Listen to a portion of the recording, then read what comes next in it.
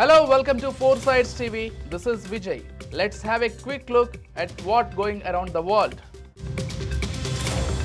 In a media interaction on Monday, Vanessa Lloyd, the Deputy Director of Operations at the Canadian Security Intelligence Service, has claimed that China, Russia and Pakistan could interfere in the federal election campaign. Lloyd also said that India has the intent and capability to interfere in Canadian communities and democratic processes. She further added that hostile state actors were increasingly leveraging AI to meddle in the polls announced by Prime Minister Mark Carney on Monday. Canada is set to go for general elections on April 28.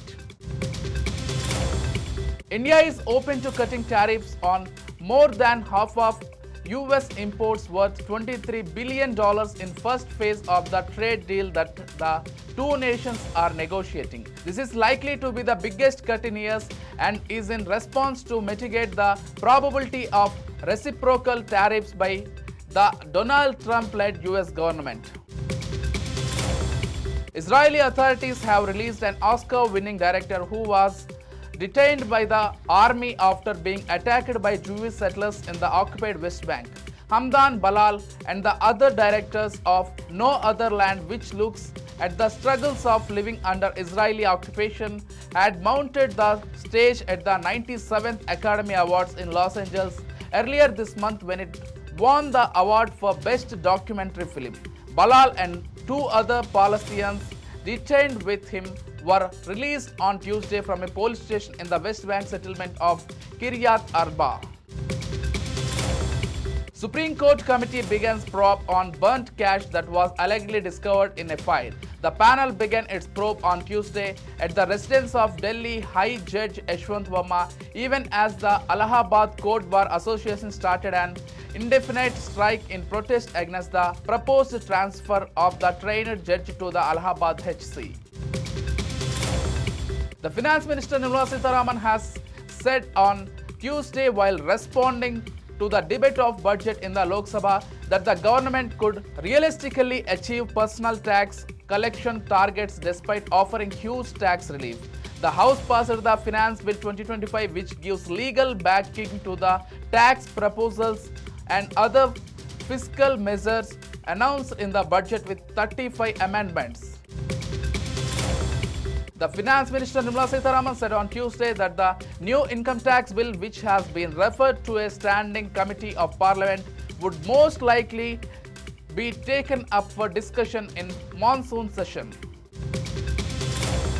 The government has ordered Samsung and its executives to pay $601 million in back taxes and penalties for evading tariffs of imported telecom equipment. It is one of the biggest tax demands in recent years.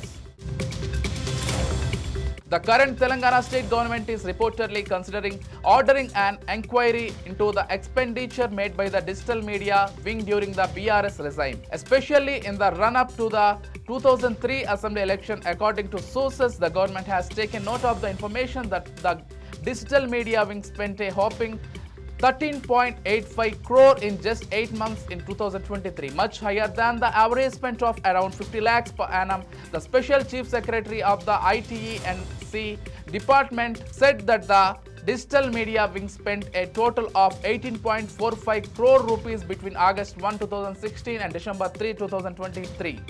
This was in reply to the reported RTI query.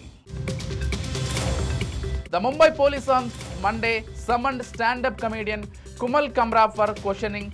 This was a day after a case was registered against him for mocking Maharashtra Deputy Chief Minister Eknath Shinde during a recent performance in Mumbai. However, Kamra refused to appear immediately, citing death threats and concerns for his safety. Taking to social media, Kamra said he had no reason to apologize as he had only repeated what Deputy Chief Minister and NCP leader Ajit Pawar had already said. However, the police have registered a case against Kamra against the Bharatiya Nyaya Sanhita and are examining his phone call and call records. As a part of ongoing process, Congress government in Telangana is likely to be expanded. There is a possibility of both expansion and reshuffling of key portfolios before Ugadi. According to sources, portfolios of key ministers are likely to be changed to ensure a more balanced distribution of power within the cabinet. The Congress High Command is said to be considering decentralizing responsibilities among various ministers. Well, that's all for the day. Keep watching Foresight TV for more updates.